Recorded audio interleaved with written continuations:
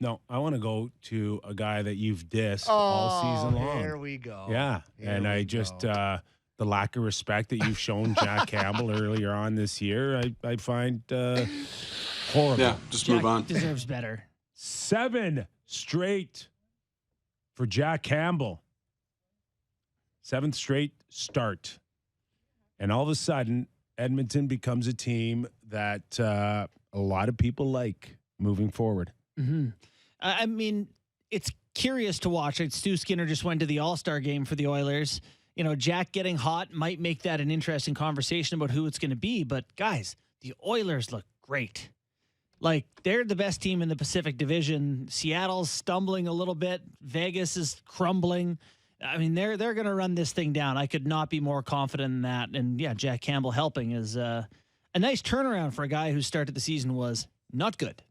Last night's game was one of those rare games where Connor McDavid and Draisaitl didn't have to carry the offense. Yeah, unusual. 1 assist for McDavid and 0 for Draisaitl. Yeah.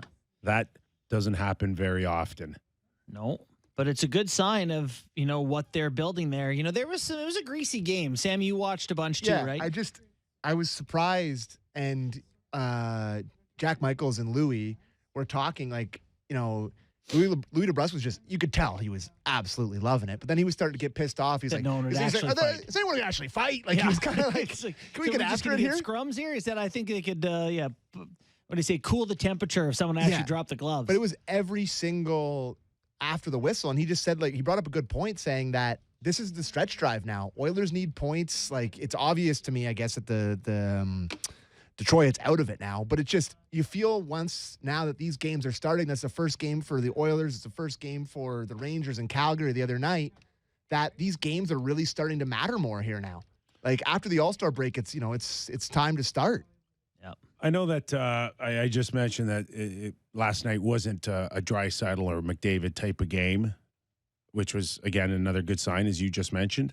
But I've come to the point now watching enough of the Oilers to say that as far as duels go, like, there's not another duel that can touch McDavid and Draisaitl when it comes to driving a team more consistently than any other team that I've seen. Like, there's So we're talking Matthews Marner here as the comparison. Matthews, Marner, Scheifele, or Wheeler,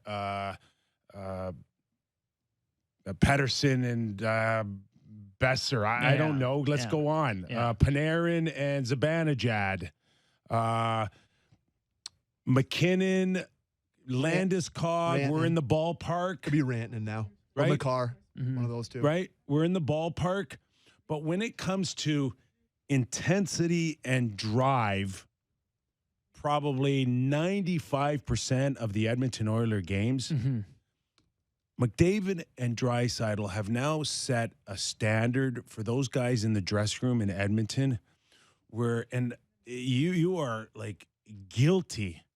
You feel horrible if you are now starting to let these guys down. Yeah. And that's what I'm seeing out of the Edmonton Oilers is these guys dragging people up to their expectations.